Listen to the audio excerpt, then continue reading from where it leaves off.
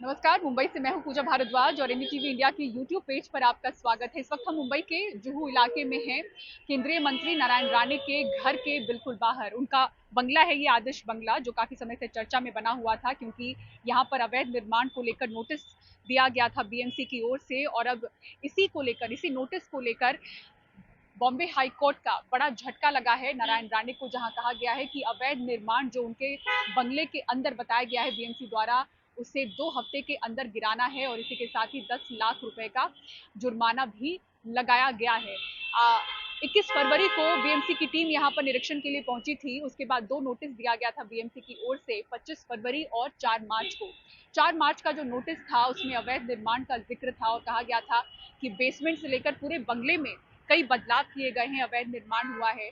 और इसको लेकर अपने पक्ष में नारायण राणे ने कहा था कि यहाँ उनका परिवार रहता है, दावा किया था कि किसी तरह का अवैध निर्माण नहीं हुआ है। 2009 में वो यहाँ पर शिफ्ट हुए थे, ऐसी कई बातें रखी गई।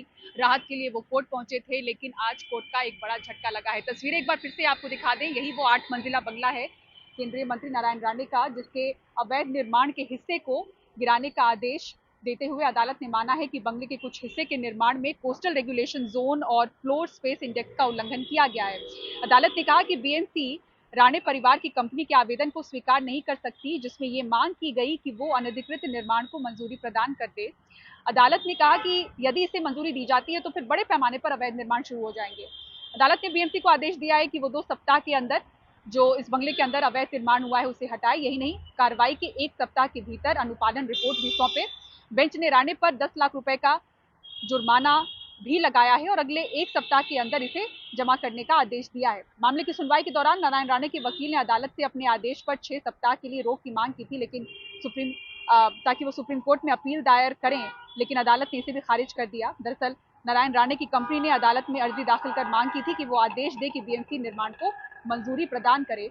और इसी दौरान हैरान करने वाली बात यह भी है कि सरकार बदलते ही बीएमसी ने अपना स्टैंड भी बदला और अदालत में कहा कि जो दूसरा आवेदन था नारायण राणे का, उस पर नियमितीकरण के लिए एक बार फिर से विचार किया जा सकता है। लेकिन कोर्ट ने इस पर नाराजगी जाहिर की और बीएमसी को लेकर कहा कि क्या जब स्थिति बदलेगी तो आप अपना रुख भी बदलेंगे, क्योंकि कोर्ट ने तो आदेश दे दिया है उसको, उसके ऊपर क्या बीएमसी है जहां पर उसे लग रहा है कि फिर से विचार किया जाना चाहिए। तो सरकार बदली, इसलिए बीएमसी ने अपना स्टैंड बदला, लेकिन अदालत का एक बड़ा झटका केंद्रीय मंत्री नारायण राणे को लग चुका है और जो समय इन्हें चाहिए था उच्चतम न्यायालय जाने का, वो समय भी इन्हें नहीं मिला है। तो 2 हफ्ते के अंदर बीएमसी को कार्रवाई के आदेश दिए गए हैं। तो देखते हैं कि 2 हफ्ते के अंदर क्या इस जुहू के पौष इलाके में केंद्रीय मंत्री नारायण राणे के घर के अंदर जो अवैध निर्माण बताया गया है, क्या वो हिस्सा टूटता है और जुर्माना अदा करने का भी जो वक्त है वो 1 हफ्ते के अंदर कहा गया है कि वो 10 लाख रुपए जुर्माने को भरें।